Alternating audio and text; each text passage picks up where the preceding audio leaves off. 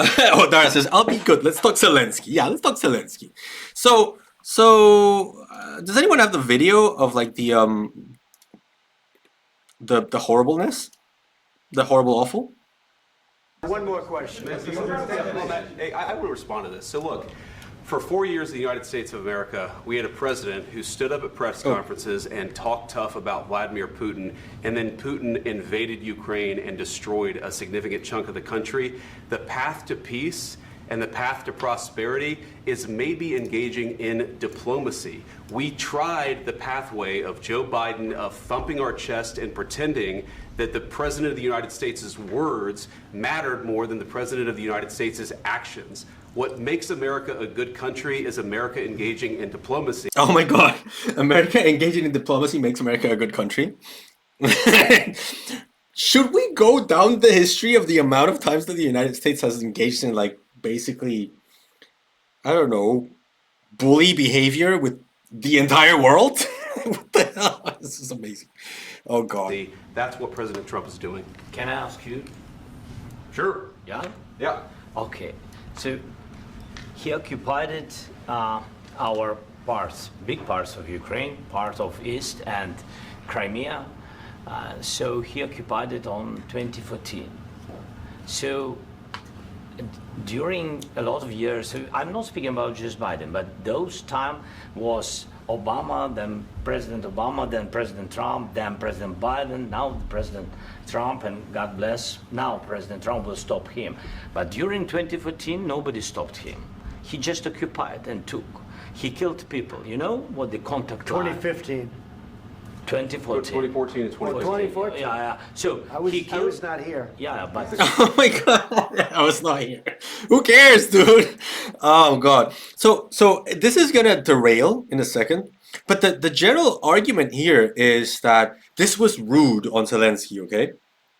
Exactly right. Yes, but during 2014 till 2022, yeah, the situation the same. The people have been dying on the contact line. Nobody stopped him.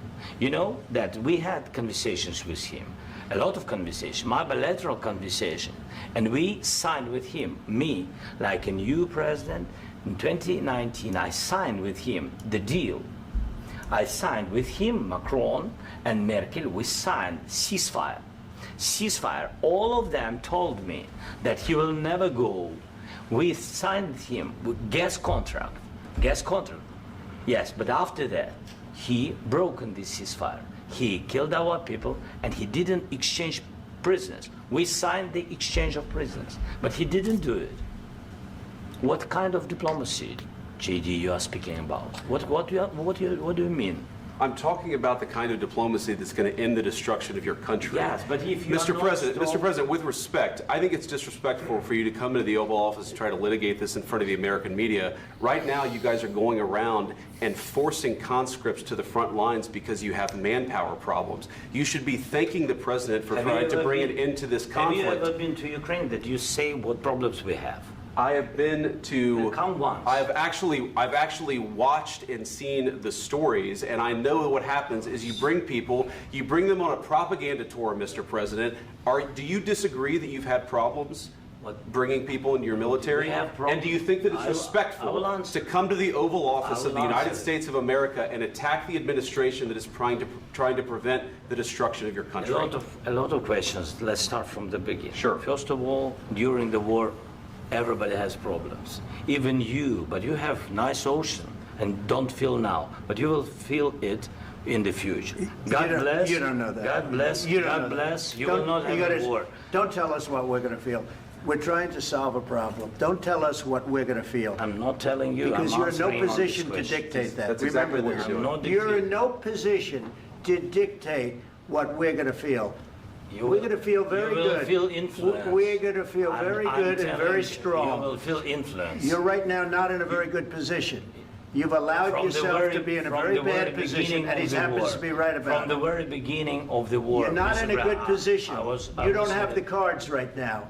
With us, you start having I'm not playing cards. cards. Right now, you don't. I'm very You're playing serious, cards. Mr. President. You're I'm playing very cards. serious. You're I'm gambling the with the president lives in of war. millions of people. You think- You're gambling with World War What you're- III. what you're You're thinking about? gambling with What you're World thinking War about? III.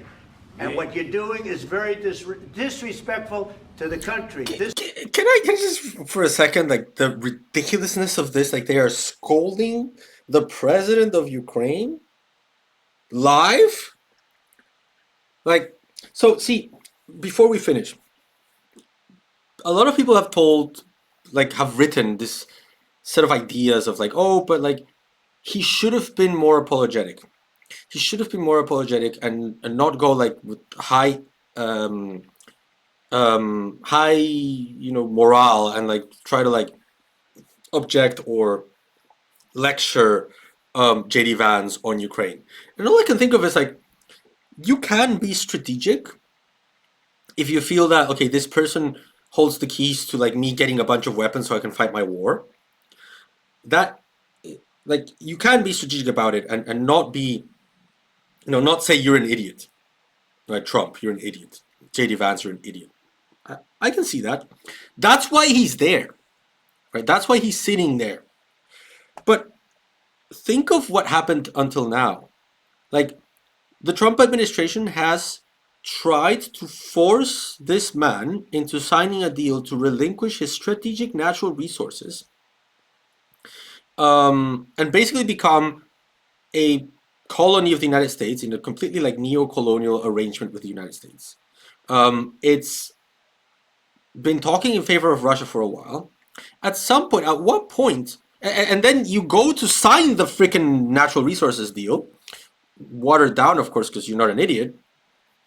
But you go there and you are presented with this like fireside chat before you sign a treaty, where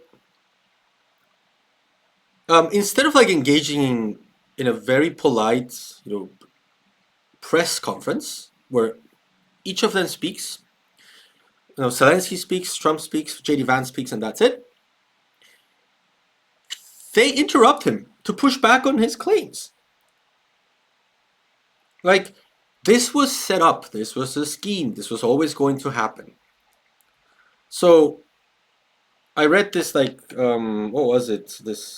Some article saying, if someone is the person who will give you weapons for you to not die, and they want to throw custard pies in your face, you let them.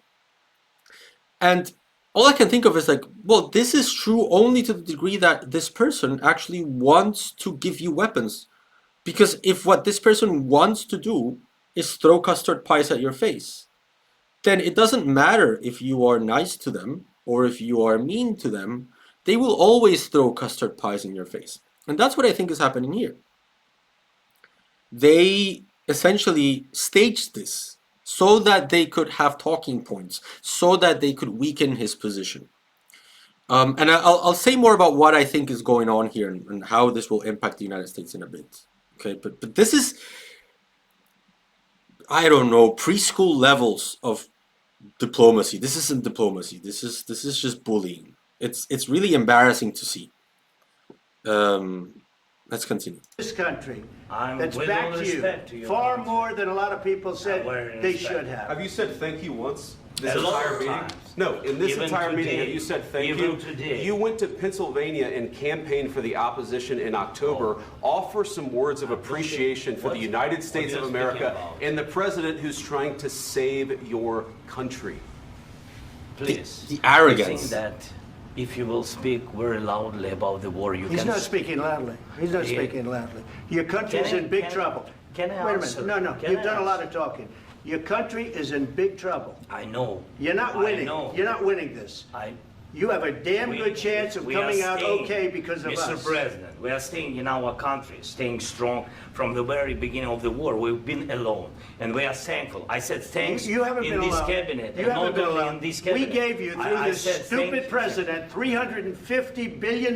You voted we gave for you your military president. equipment, You and you voted men for are your brave, president. but they had to use our military. What about If you didn't have our military me. equipment, You invited if me you to didn't speak. have our military equipment, this war would have been over in 2 weeks. In 3 days, I heard it from Putin. In 3 days, this is something Maybe new. less. In 2 weeks, of course, yes. It's going to be a very hard thing to do business like this. I Again, tell you. just say thank you. I said a lot of times, Except that American people. except that there are disagreements, and let's go litigate those disagreements rather than trying to fight it out in the American media when you're wrong.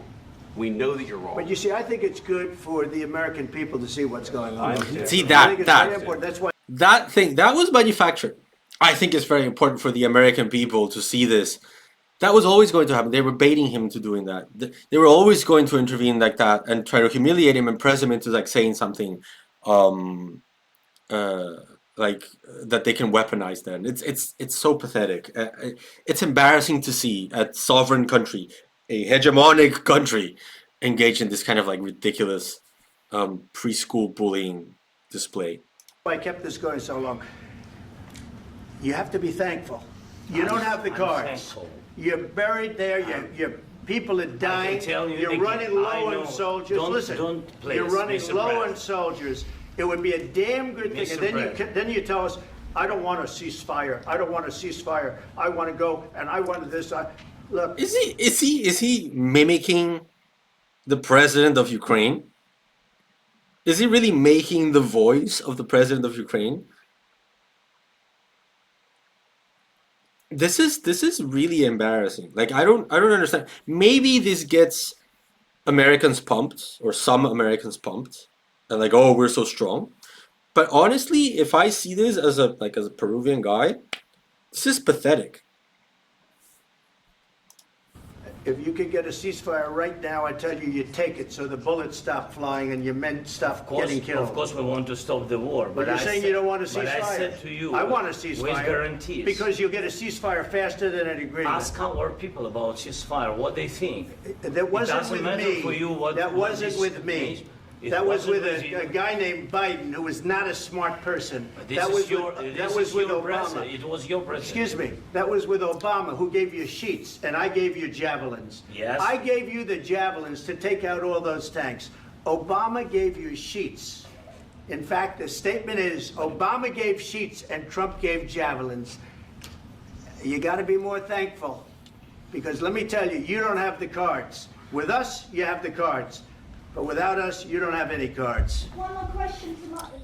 This is, I mean, this is mind-blowing to me. I mean, it's so obvious that the right thing to do was to pick up the phone and get this guy next to you for a photo op, that Keir Starmer, one of the most out-of-touch politicians the UK has ever seen, knew that that was the right thing to do. Just call him and meet with him. Meet with him. So this is just terrible. I think if you are Zelenskyy, there's not much you can do other than push back. You cannot be humiliated in front of your own people in international television, right? No. It's embarrassing to watch. And I think this like new alliance shaping up of like Trans-Siberian alliance of like the United States and Putin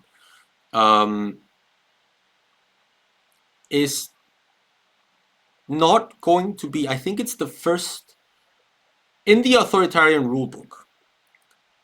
If Trump is the result of imperial decline, if Trump is the result of like a guy trying to stay in power by showing his electorate how badass and strong he is going to want to stay in power beyond 4 years. I have no doubt about that.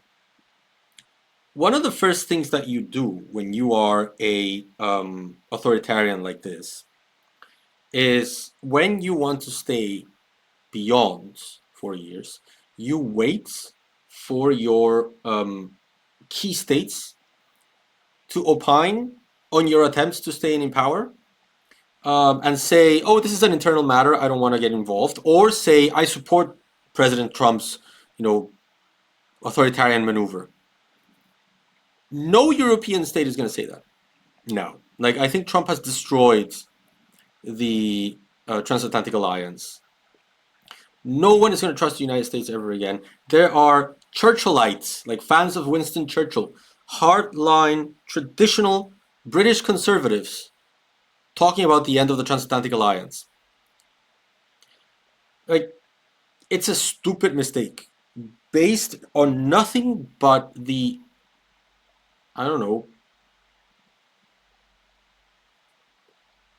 I don't know what to call it, like fandom of Putin. Like he likes what Putin did in Russia, and so he wants to emulate. He wants to be on the side of Putin. It's so stupid. Like strategically, it's so stupid. It was so obvious that the right thing to do was to, like, at least if you are the U.S. government, the right thing to do was to confront Russia on this. It boggles the mind to see. Hold on, let me catch up with the chats. So Adara says the US has no shame. This has been basically their proxy war with Russia, and now that it's looking bad, the US is throwing Zelenskyy under the bus and washing their hands. I don't even think it's that. I don't think it's that strategic. It's more fandom. It's Trump fanboying Putin. Birdie2 says JD Vance isn't no one in American politics. Why is even sitting there and allowed to attack a head of state? Yeah, I know. I don't know. Like, it's not Zelenskyy that looked bad, no matter how much Elon Musk wants to tweet about it. Magic says this is insane. Oadara says the reaction of Trump's screams of insecurity is a sign of pure weakness. That is true. Also, a lot of this is theater, political theater. Iconoclast says they surrounded him like a gang of bullies. The White House's Twitter account even tweeted, "Have you said thank you just once?" Oh my god, that's so pathetic. That is so pathetic. Don't Americans realize that that's pathetic? With the pick of JD, pathetic to think this is a show of force rather than a petulant rant. Wadara says, I saw someone quote Kissinger, and it went something like, to be America's enemy is dangerous, but to be an ally is deadly. I mean, that's another thing, right? I see so many like comments by people saying this is not how America behaves, because America is about democracy and trusting your allies and standing up to bullies. All I can think of is like, no, it isn't. The weird thing that's making people's heads blow up is that the United States is treating a liberal European nation in a conflict with an authoritarian Russian threats as it would treat a Latin American or Middle Eastern state. That's the reality. That's why it's boggling minds. This kind of behavior is not that weird if you are, I don't know, Jacobo Arbenz in Guatemala in 1954. You were a US ally. All of a sudden, you do land reform. Oh, I'm sorry, I'm going to organize a coup and get rid of your government. Hell, Brazil. Brazil helped the United States in World War II. Brazil sent troops to World War II. Like on the ground troops. And in 1964, 20 years after, they organized the coup that disappeared Rubens Paiva in, I'm Still Here. We were talking about the movie. The amount of times that the US has betrayed Latin American states, has betrayed Middle Eastern states, has betrayed East Asian states is countless. The weird thing here is that the betrayal is happening vis-a-vis a liberal European state. That's the weird thing. Iconoclast says, let's hope that what happened here serves as a wake-up call to all countries who think the US can be an ally. True. XV78N says, oh, that's an interesting question. Do you think NATO expansion eastward is the trigger for all this? So I always see this argument, and I'm very unconvinced by the sheer fact that So when I conceive of NATO expansion, I don't conceive it as, I guess some people do, as NATO gobbling up states that don't really want to be a part of NATO, but don't have a choice. Most states in Eastern Europe that have joined NATO, all states in Eastern Europe that have joined NATO, have done so voluntarily. Usually at their request. If you ask the Baltic states if they are okay with being in NATO, most Baltic citizens will say yes. If you ask Polish people if they wanted to be part of NATO, they'll say yes. They'll say, I wanted to be in the European Union, I wanted to be in NATO. And this idea that Poland was like, I don't know, eaten up by NATO against the will of Polish people is a myth, doesn't exist. Right? So, first of all, NATO expansion is not so much NATO expanding, but states seeing in NATO a good counterweight to what is clearly Russian aggression. So Russia invades Chechnya, attacks Chechnya, invades Georgia, like destabilizes Moldova, like intervenes in Syria, at some point, if you are in the east of Europe, you get nervous. There's a reason why Sweden and Finland joined NATO. I mean, obviously, because they felt threatened by Russia. That was not NATO eating up Sweden and Finland against the wishes of the Swedes and the Finns. It was Finns and Swedes saying we need protection from this guy, from like the Russian guy. So I don't see NATO expansion in the way that some people see it. But I guess I would add to that. I've heard this argument as well, like, how would the United States react if, let's say, Mexico joined a military agreement with Russia or with China, right? Wouldn't the United States do the same thing? And all I can think of is like, I mean, would you agree with that though? So think about it. When there were nuclear missiles in Cuba, and the United States sent the Bay of Pigs invasion to get rid of Castro, and then embargoed Cuba, do you agree with that as a policy? Because I don't. Like, I don't think that Bay of Pigs was the right way to sort out the Cuban Missile Crisis. I think that what the Kennedys did was the right way of sorting out the Cuban Missile Crisis. Like, remove your Jupiter missiles from Turkey, and then the Russians will remove their nukes from Turkey. Only that as soon as the Cold War ended, then all of a sudden there were Jupiter missiles in Turkey again. But yeah, I think the way that the Kennedys addressed the Cuban Missile Crisis was okay. Like, do I agree with the economic embargo of Cuba? No, of course not. I don't think that is like the way to solve that, like, you know, the quote-unquote issue of Cuba. But are you telling me then, you a lefty who is like pro-Russia, are you telling me that you would approve of the United States just up and invading Cuba? So if you don't accept as valid the embargo of Cuba, why do you accept the invasion of Ukraine? Based on the idea of the spheres of influence. First of all, why are we even talking about spheres of influence in 2025? But beyond that, yeah, no, I don't support the Bay of Pigs invasion. I don't support the embargo of Cuba. Therefore, why would I support the invasion of Eastern Ukraine or the invasion of Crimea? I mean, if I'm going to stand for international law, and actually, let me check that. If I'm going to stand for the right of self-determination of peoples, which is the point, because international law is colonial BS very often, right? It's a very colonial product. So let's talk in terms of like people. Let's talk about the rights of people. If I'm going to stand for the self-determination of people, then yeah, I don't want other states eating up territory against, you know, rules of use of force and committing aggression. Do I think, therefore, that like I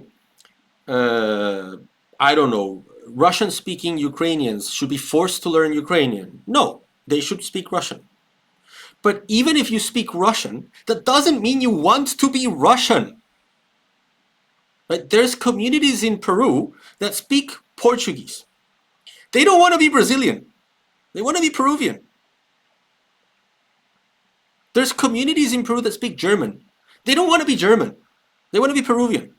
So if you're respecting the right to self-determination of peoples as your main idea, then I don't understand this argument that, oh, NATO had it coming because NATO expanded towards the east. First of all, Russia doesn't own the east, just as the United States doesn't own Latin America. It's not your backyard, right? Countries there are sovereign to do whatever they want, and that does not give you the right to invade them and attack them and destroy their self-determination. And then, second, beyond no spheres of influence, self-determination is important, and we should, you know, defend it. So yeah, thanks for that question, XV78N. Chinchbox says, thankfully all the weapons we sent over are accounted for and can't come back to bite us in the ass again, right? So Trump is a drama queen and nothing more. He is a drama queen. Changebox says Trump is the guy who thinks everything can be fixed with a hammer.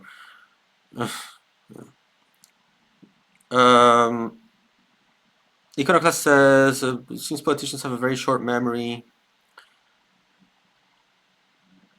So Salvia Sage says, hi, first time here. Welcome to the community. Thanks for being here. Hopefully you follow the channel. Big fan of your YouTube videos and on decolonial theory. Oh, thank you. That's very, very nice of you. And I am also Peruvian, living in London. Oh, amazing! You're another Paddington. So I always appreciate the references to Latin America and Peru. Well, welcome to the community. Follow the channel and welcome. Yeah, awesome. Well, Dara says this is exactly who the US is, and it has always been. Like I mentioned earlier, they just have gone mask off finally for all the world to see. Yeah, true.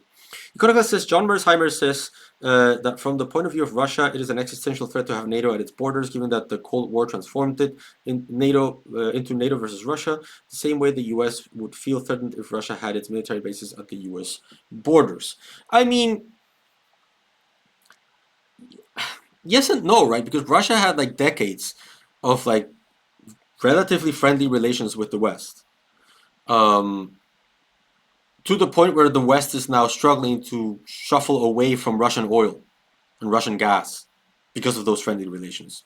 So this threat exists in, yeah, if you're an aggressive realist like John Mersheimer, then yeah, that would be a threat. But it didn't need to be. If you're a constructivist, you can say, hey, you can move past that.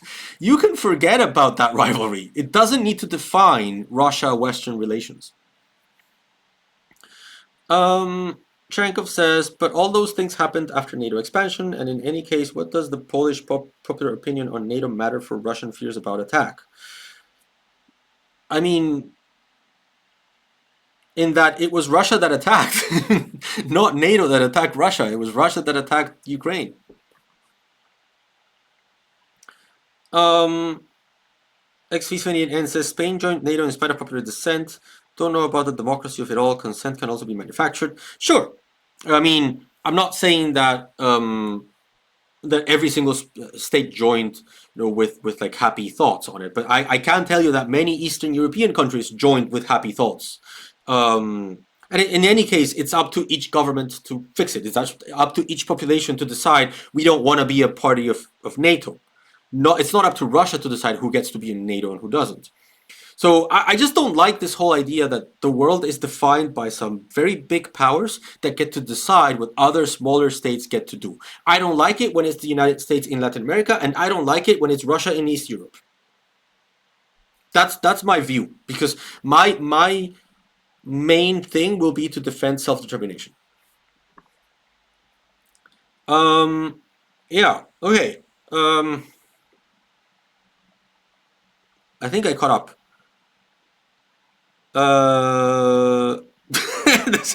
Alonso fan 123. Okay. Welcome to the community. I think it's your first time chatting here. Oh, it's Bashak. Oh, hi Bashak. How are you? I just created an account to ask you. Hey. Do you think NATO should have dissolved itself after the Cold War? That's an excellent question, actually. I think the Balkan Wars allowed NATO to survive because they were purposeless. Like NATO would have after the Cold War, NATO would have just been aimless without anything to do, because there were supposed to be no more wars in Europe, right? So if there are no more wars in Europe, you would have had NATO. It would have become one of those ghost international organizations. Oh, thanks for following, Bashak. It would become one of those ghost organizations that do nothing. They're there, but they don't do really anything. Like I guess like the Rio Group. We have this Rio Group in Latin America that is supposed to be there for like when there's a war between Latin American states, and there's no war in between Latin American states. So it's there, we have it, but really it doesn't do anything. So it should have become that. And sure, eventually, after years of not doing anything, then yeah, maybe dissolving NATO would have been one of those steps in the right direction. And then you would have had some other kind of like agreement, some other type I don't know, some other type of like solidarity security movement. Um, but because the Balkans wars started, then NATO obtained a purpose, and that sort of prevented those processes from actually coming to fruition. So, if your question is, should they? Yeah, probably, right? Probably the idea of a large military alliance in the post-Cold War era at that time made no sense. Now, if you tell me like speaking in presentist terms, like looking from the present backwards, um, with what I know now in 2025 about what would happen to the Russia West sort of like dance, I guess if you are an Eastern European country, you would likely not be sad that NATO didn't dissolve. On the contrary, you would relatively be, happy about it because then now you get security. Now, if you're a Baltic state, you're sort of happy that you're in NATO. Um, so if you ask me at the time, would it have been reasonable for NATO to dissolve? Yeah. Why didn't it? Because of the Balkan Wars, um, and then started expanding east. Um, and if your question is like, was it good that it didn't disband? That's such a difficult question to answer because NATO has done some messed up stuff. But at the same time, again, if you're someone in the Baltics, you're probably feeling better in NATO than out of NATO. So I don't know. It's a great question. I guess my gut answer is yeah, they probably should have disbanded. Just like the Warsaw Group, right? Rasova says, I still think NATO should have been disbanded after the Cold War along the Warsaw Pact. Yeah, I mean, nothing prevents other kinds of, union between in the transatlantic union, right? There's the European Union, and you could have done something similar to that. Like, you could have extended that. Canada is now thinking joining the European Union, so why not? Cherenkov says, in the case of Ukraine, the US and Russia both agree on the sphere of influence logic. They just disagree on where the border should go. Yeah, I guess that's part of the problem, right? Ikonika says, instead of going on a long sleep, NATO chose to put all its efforts into Middle Near East. Yeah. And Rasova says, it was mostly European free riding in Eastern Europeans' distrust of EU that we still have NATO. Yeah, pretty much. I guess in a way, Trump will, probably do the end of NATO, bring about the end of NATO. I'm expecting some kind of like security arrangement between European nations themselves to pop up anytime now. Maybe with Canada, who knows? Maybe with Australia and New Zealand as well. Who knows? Thanks for that question. It was a really interesting one, Bashak. I can't believe your account is Alonso Fan 123. Hey, thanks for watching. If you like content like this and you would like to see more, please don't forget to subscribe to the channel. You can also come to one of my live streams or join my Discord server. It's really great that you're here because we're really trying to grow this community and turn it into a space where we can all come together to discuss about international law and international relations. So really thank you for your support. Until next time.